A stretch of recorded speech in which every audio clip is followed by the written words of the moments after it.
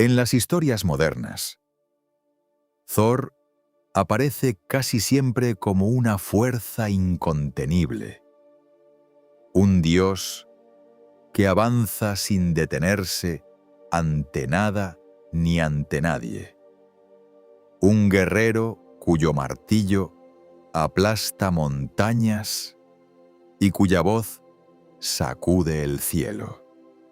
Sin embargo, los textos nórdicos más antiguos guardan una imagen distinta, una imagen que los siglos han ido enterrando bajo capas de leyenda y de épica.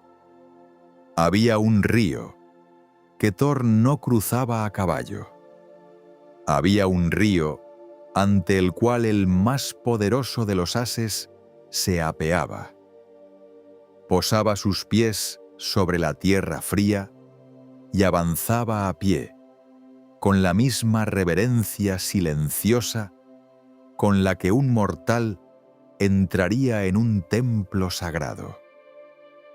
Ese río se llamaba Kormt, y junto a él corría también el Ormt, ambos citados en los versos del Grimnismal, uno de los poemas del Edda poético.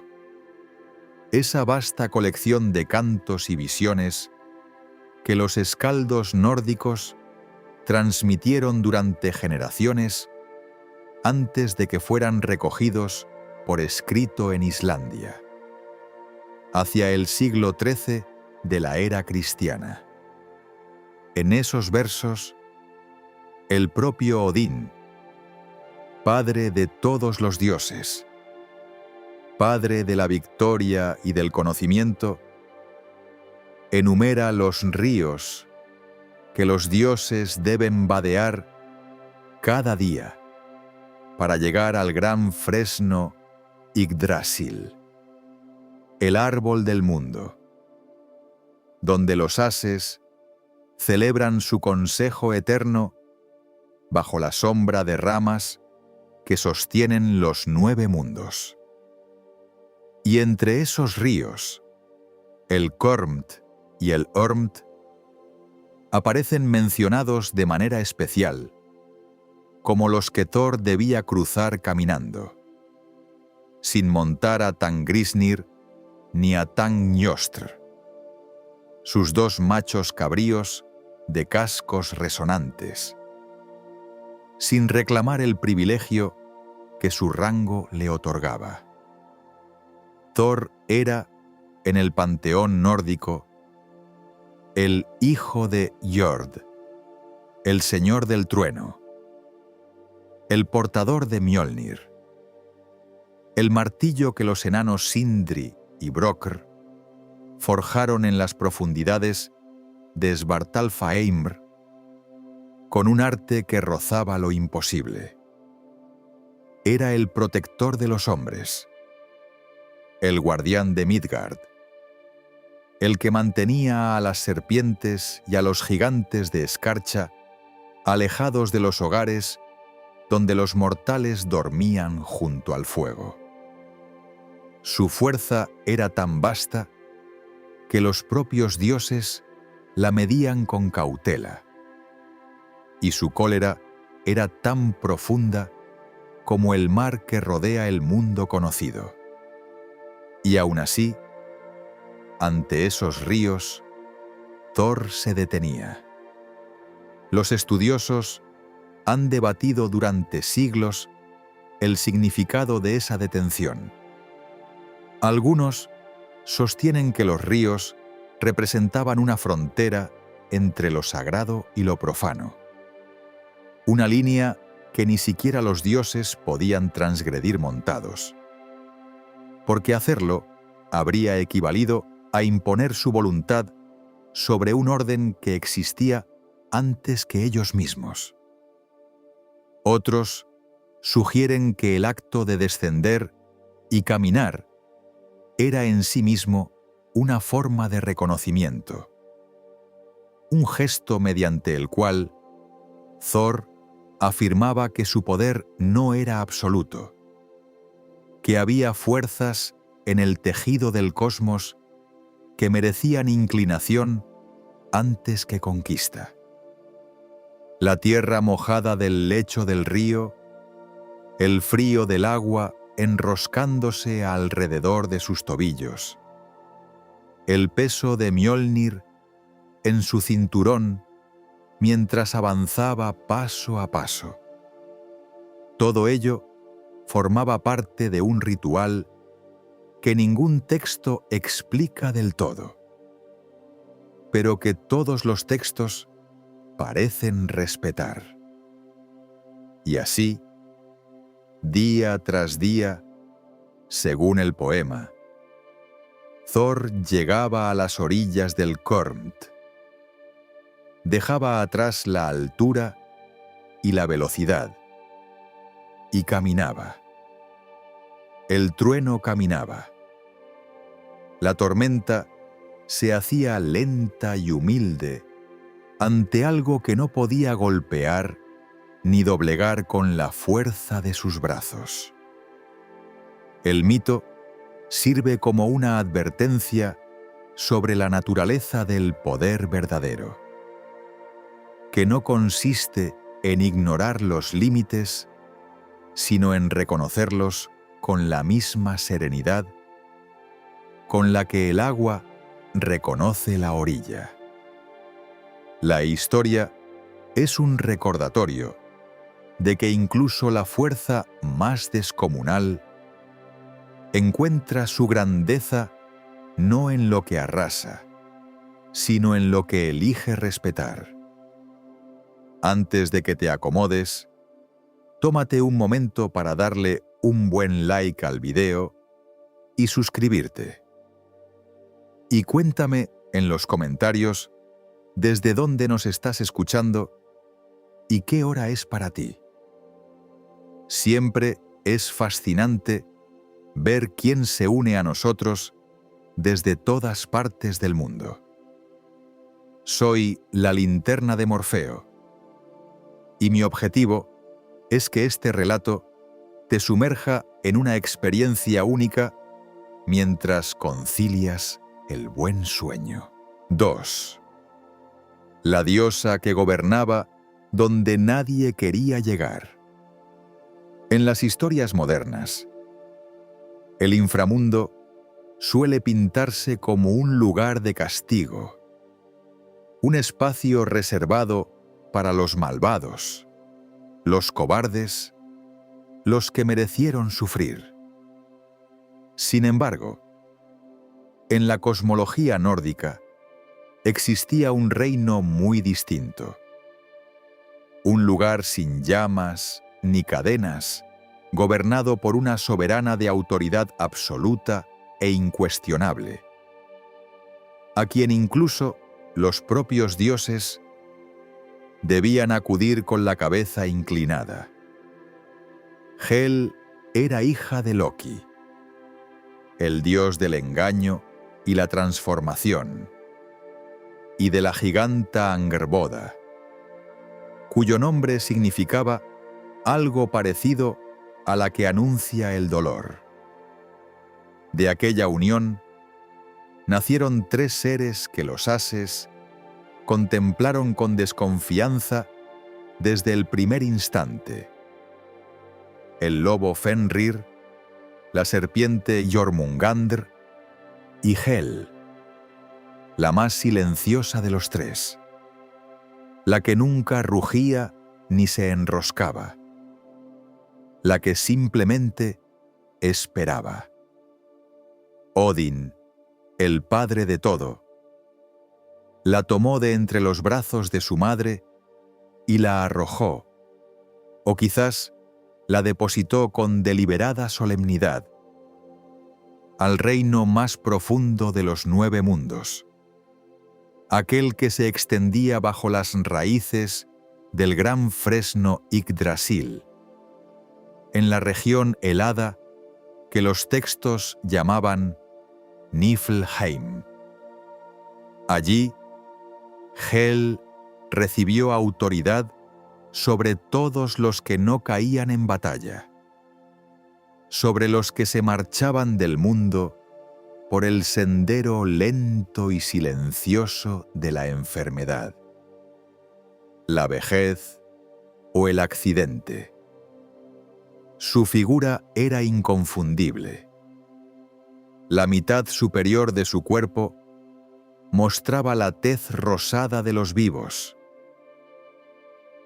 mientras que la mitad inferior era el color azulado y frío de los muertos, como si ella misma fuera la frontera entre un estado y el otro.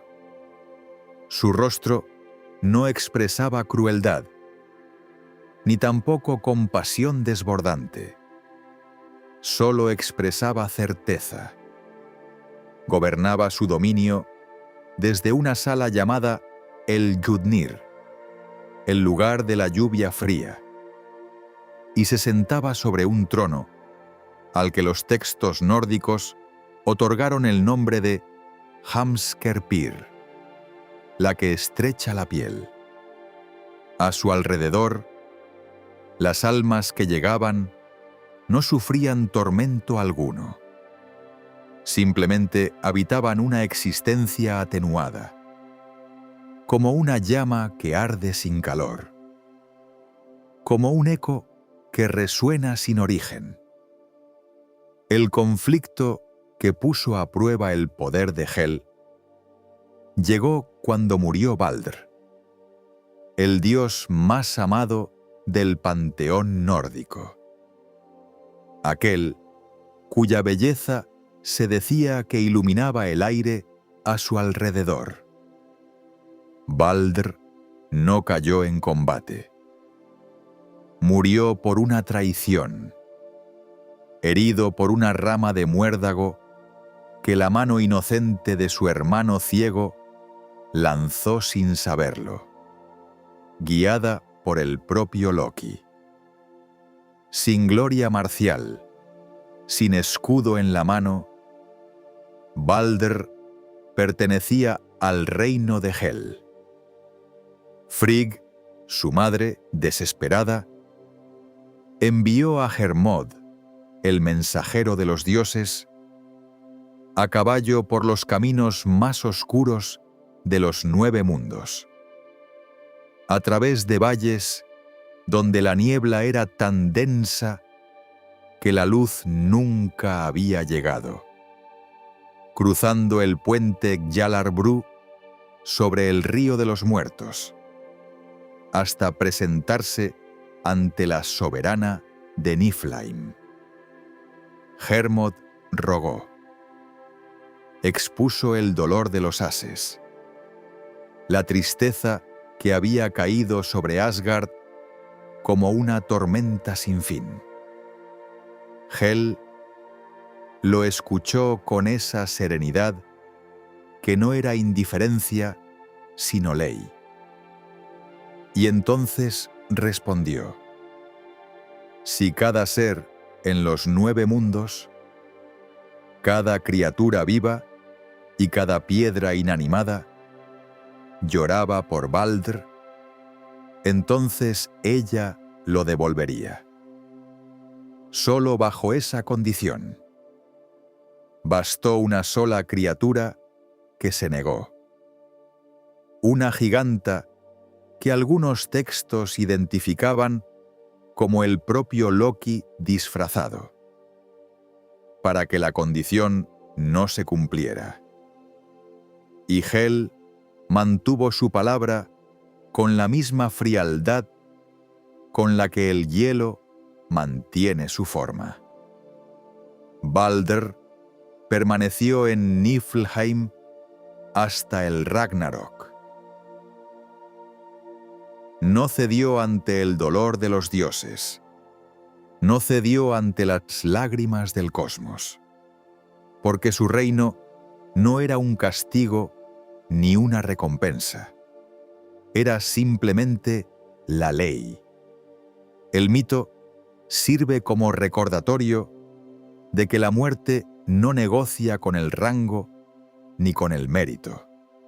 La historia es un eco antiguo que nos dice que incluso los más luminosos deben al final doblar la rodilla ante lo inevitable. Si estás escuchándome a esta altura del video, espero que ya estés suscrito al canal. Soy la Linterna de Morfeo, y mi deseo es tener una comunidad enorme de personas que amamos las noches y el saber. Miles de personas de todas partes del mundo conectadas por ese deseo intrínseco de conocer más, para poder conocerse más a uno mismo y tener una mejor vida. Siempre lo digo y lo recalco. Saber la historia es fundamental para no repetir los errores del pasado. Y por eso, quiero que te tomes unos segundos para poder suscribirte y compartir este video con tu amigo fanático del conocimiento. Ni hablar si de tu generoso espíritu surge la motivación para brindar un supergracias a este humilde servidor. De todas formas, el agradecimiento de mi parte, ya, por el simple hecho de estar compartiendo este momento, es infinito. Ahora sí, sigamos con el relato. 3. El árbol cuyas raíces nadie pudo contar. En muchas representaciones modernas, Yggdrasil aparece como un árbol majestuoso pero quieto, como un telón de fondo pintado detrás de los dioses y sus guerras.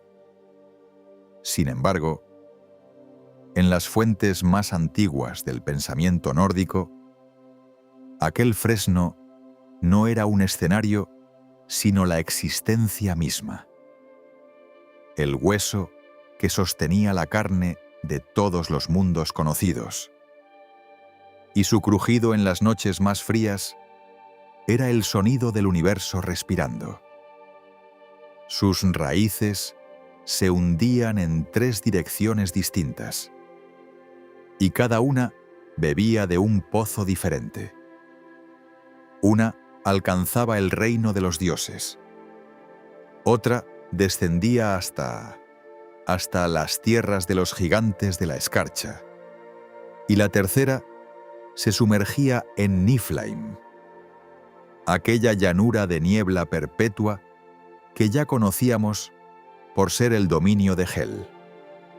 Al pie de esas raíces, 3 figuras tejían sin descanso. Eran las Nornas, llamadas Urd, la que fue, Verdandi, la que es, y Skuld, la que será. Con hilos que ningún ojo mortal podía distinguir, trazaban el destino de dioses y hombres por igual. Y lo que sus manos unían no podía deshacerse ni por la voluntad de Odín. En la copa más alta del árbol, un águila sin nombre vigilaba el horizonte con ojos que abarcaban los 9 mundos. Y en las raíces más profundas, Nidhogr, la serpiente antigua, roía sin pausa la madera sagrada, como si el tiempo mismo intentara devorar su propio sostén. Entre ambos, una ardilla llamada Ratatoskr corría sin descanso por el tronco, llevando insultos del uno al otro, alimentando una enemistad que jamás encontraría resolución. Fue en ese árbol, que era todo y contenía todo, donde Odín, el padre de todos, el que portaba un solo ojo desde que entregó el otro en el pozo de Mimir, a cambio de sabiduría, decidió ir más lejos que ningún ser había ido antes. se colgó de una de sus ramas, atravesado por su propia lanza, sin que nadie lo socorriera, sin agua, sin alimento, durante 9 días y 9 noches. No era un castigo, era una ofrenda, y el destinatario de esa ofrenda era él mismo, porque así lo exigía el rito. En el 9º día, cuando el hambre y el frío y el dolor habían vaciado en él todo lo que no era esencial, las runas emergieron desde las profundidades. 18 símbolos que contenían el lenguaje oculto del universo. Y Odín los tomó con un grito que hizo temblar las ramas más altas del árbol eterno. El conocimiento no descendió hacia él como un regalo. Ascendió desde la oscuridad solo cuando él estuvo dispuesto a morir para recibirlo. La historia es un recordatorio de que el saber verdadero nunca se entrega a quien simplemente lo desea, sino únicamente a quien está dispuesto a pagar por él con algo que no puede recuperarse. 4. El gigante que existió antes que los propios dioses. En las historias que llegan hasta nosotros desde las brumas del norte, suele imaginarse la creación como un acto de voluntad, como una chispa de inteligencia que ordena el caos y da forma a lo que antes no existía. Sin embargo, la cosmogonía nórdica guarda una verdad más oscura y más antigua. El mundo no nació de una palabra ni de un pensamiento, sino de un cuerpo despedazado, de un ser que nunca pidió existir y cuya muerte fue el precio de todo cuanto conocemos.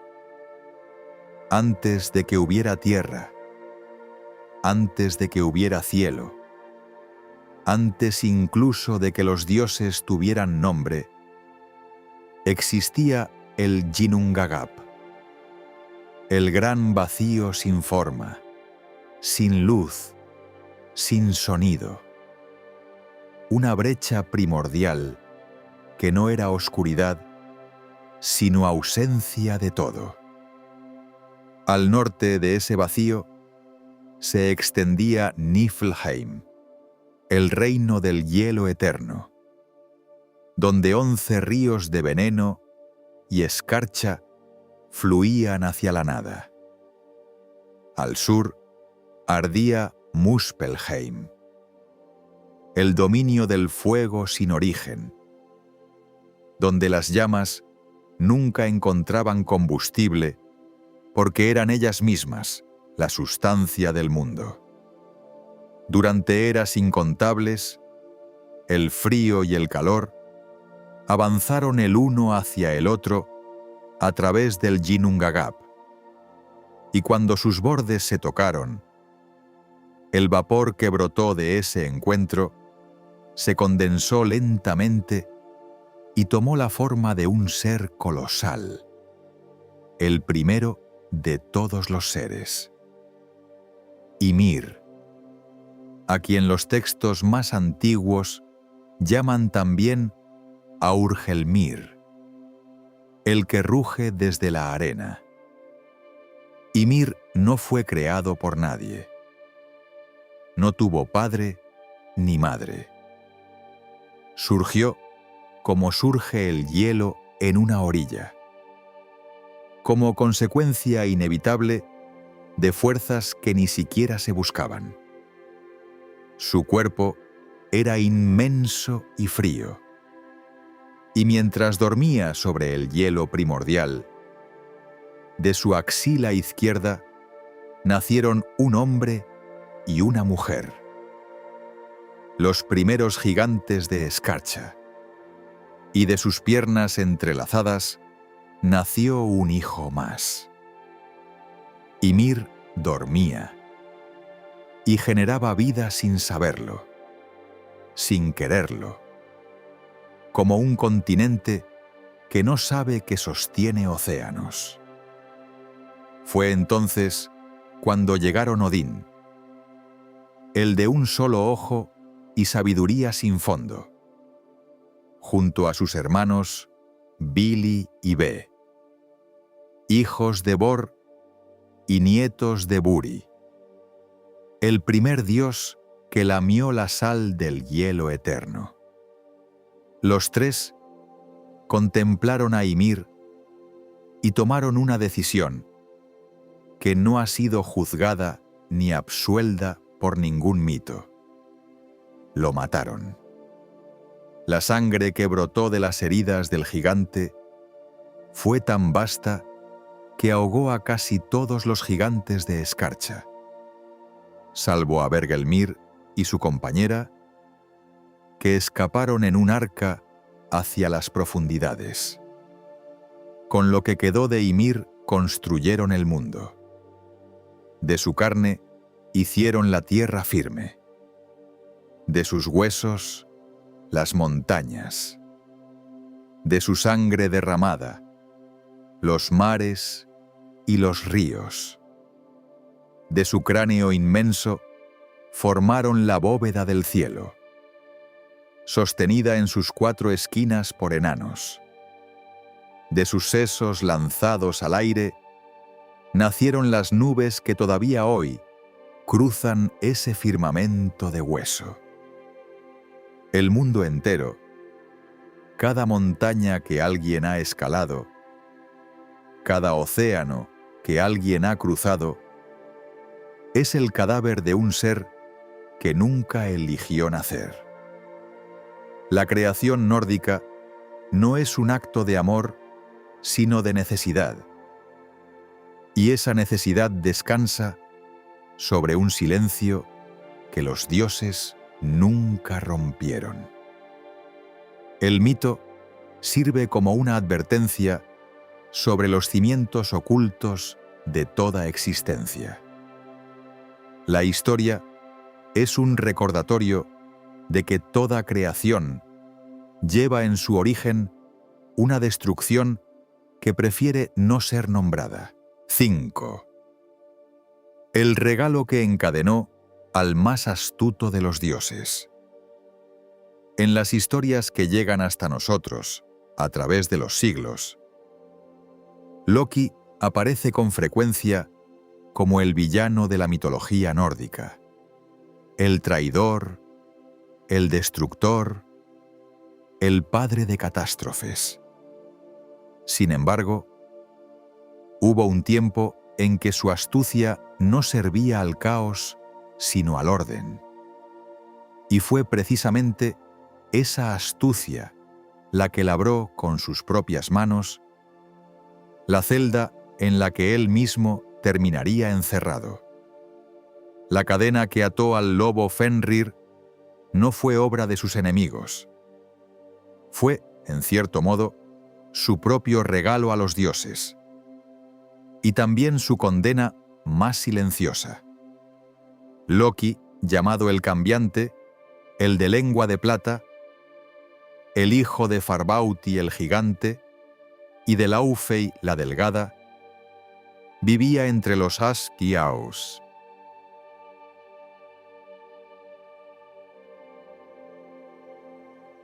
De Asgard como una sombra que se desplazaba entre la luz. No era un dios del trueno, ni de la guerra, ni de la sabiduría, pero poseía algo que ninguno de aquellos dioses tenía en igual medida: la capacidad de ver lo que otros no podían ver, de imaginar lo que todavía no existía. De su unión con la giganta Angrboda nacieron 3 hijos que los oráculos señalaron como amenazas al orden del cosmos. El primero fue Jormungandr, la gran serpiente que rodearía los mares del mundo. La segunda fue Hel, soberana de los muertos, de quien ya hablamos en estas mismas sombras de la noche. Y el tercero fue Fenrir, el lobo colosal, cuyo crecimiento no conocía límite y cuya fuerza hacía temblar incluso a los más poderosos entre los ases. Los dioses intentaron encadenarlo en 2 ocasiones, con ataduras de hierro forjadas por los mejores herreros de los 9 mundos. La primera cadena se llamaba Leiding. Fenrir la rompió como si fuera hebra de lino. La segunda, Dromi, era el doble de gruesa. El lobo la destrozó de un sacudón, y los fragmentos cayeron sobre los campos de Asgard como lluvia de metal. Fue entonces cuando los dioses acudieron a los enanos de Svartalfheim, los maestros artesanos que habitaban las cavernas más profundas de la tierra, y les encargaron algo que no podía existir: una cuerda imposible, tejida con ingredientes que no tenían nombre porque eran la ausencia de las cosas. Los enanos llamaron Gleipnir a esa creación. Era suave como seda, delgada como un susurro, ligera como el aliento de una noche de verano. Estaba hecha del sonido de los pasos de un gato, de la barba de una mujer, de las raíces de una montaña, del tendón de un oso, del aliento de un pez y de la saliva de un pájaro. Cosas que no existen y que por eso mismo no podían romperse. Cuando los dioses presentaron Gleipnir ante Fenrir, el lobo la observó en silencio.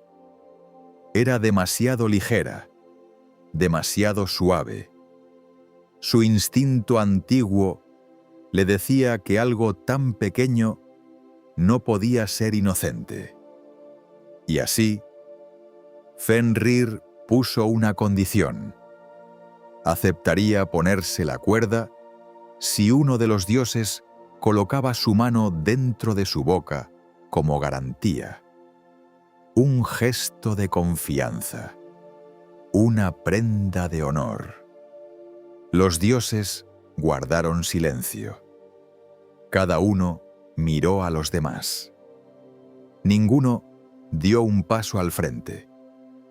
Hasta que Tyr, dios de la justicia y de la guerra honrada, aquel que sostenía las leyes con mano firme, extendió su brazo derecho y colocó la mano entre las fauces del lobo. Fenrir permitió que le ciñeran el cuerpo con Gleipnir. Intentó romperla. No pudo.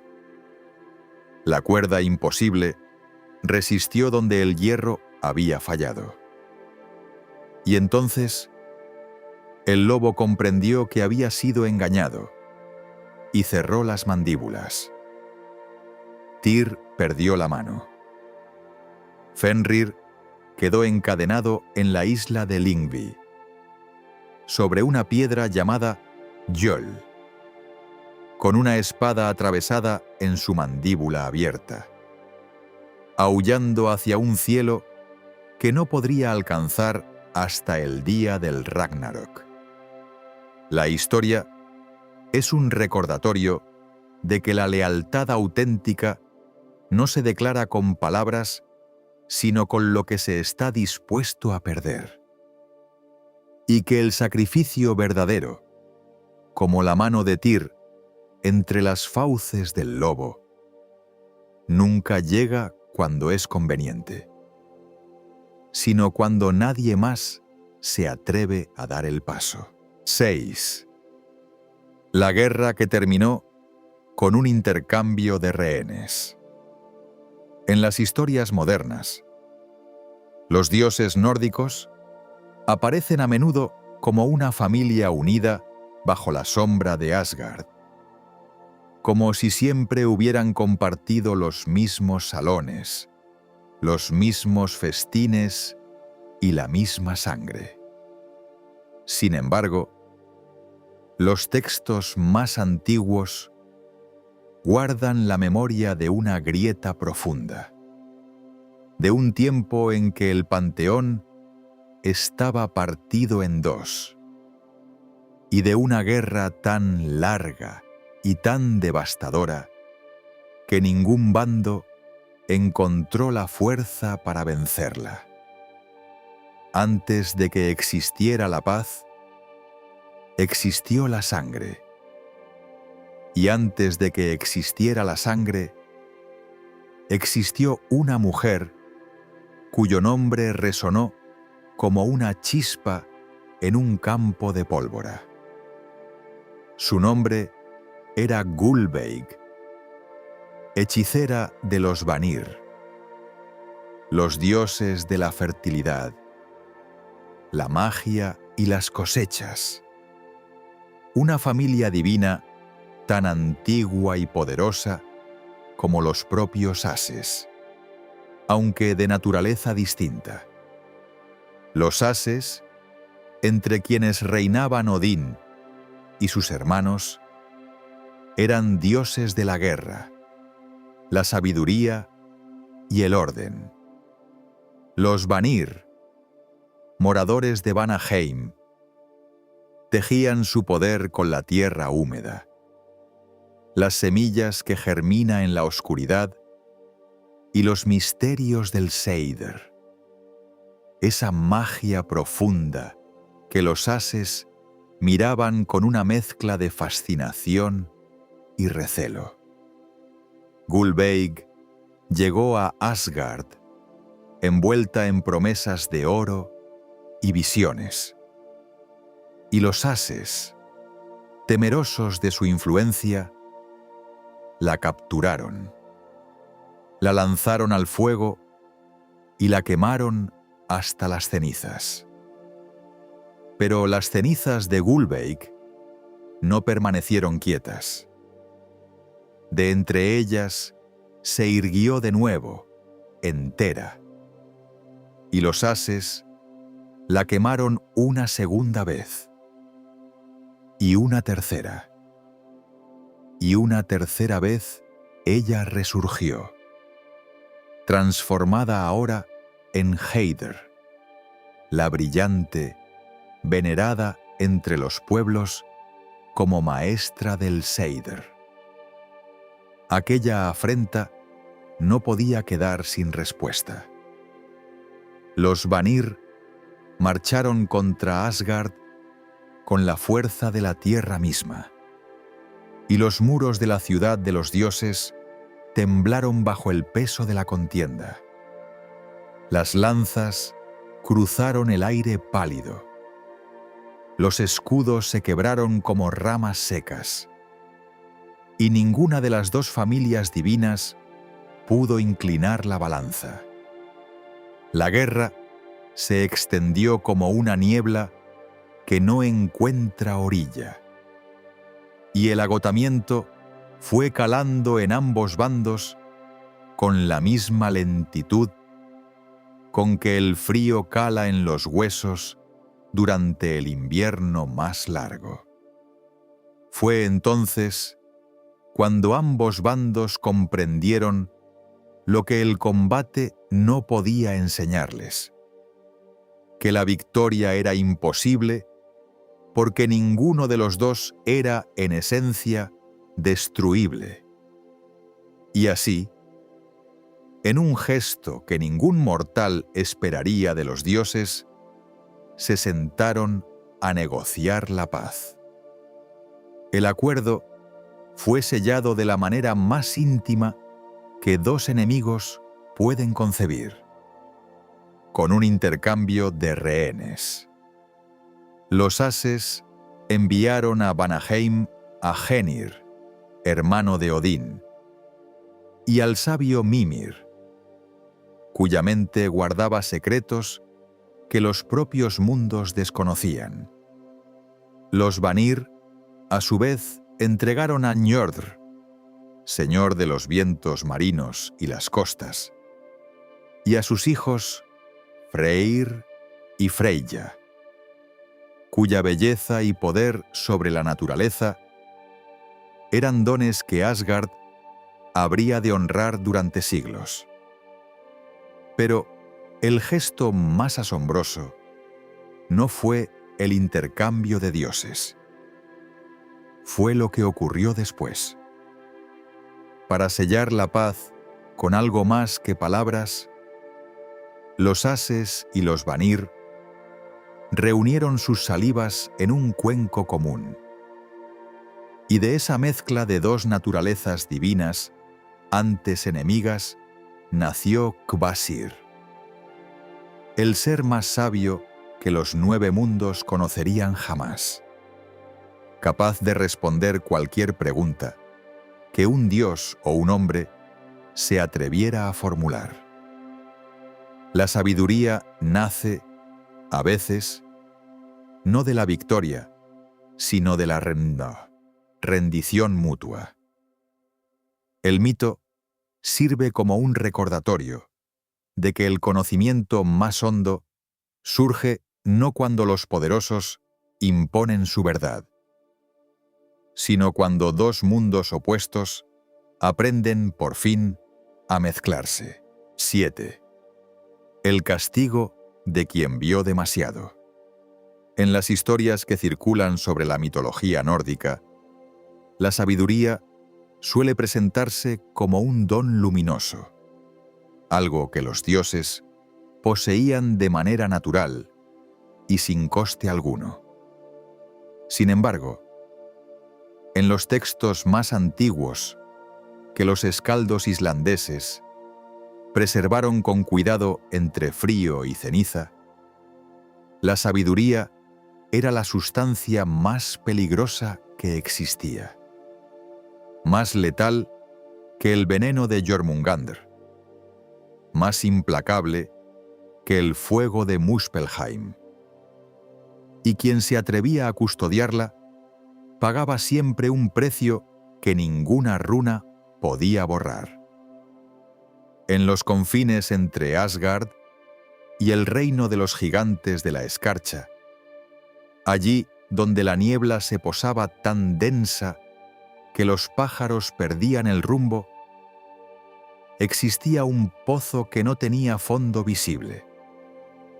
Sus aguas no reflejaban el cielo ni la copa de los árboles, sino todo aquello que había sido, que era, y que aún no había ocurrido.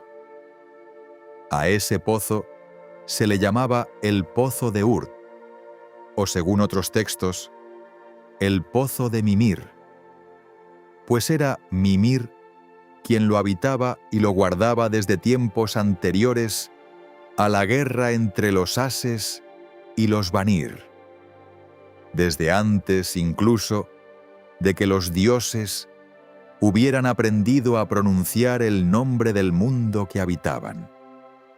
Mimir era un ser antiguo, de linaje oscuro y sabio, que bebía cada amanecer de aquellas aguas con un cuerno, y así preservaba en su interior la memoria total de la creación.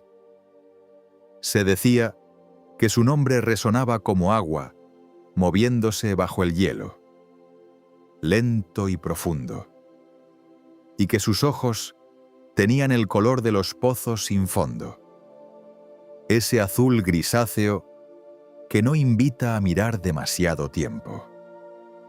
Cuando la guerra entre ases y Vanir llegó a su fin y ambos bandos acordaron el intercambio de rehenes que ya se narró antes, los ases enviaron a los Vanir a Mimir junto a Genir, el dios silencioso, como prueba de buena voluntad y de nobleza.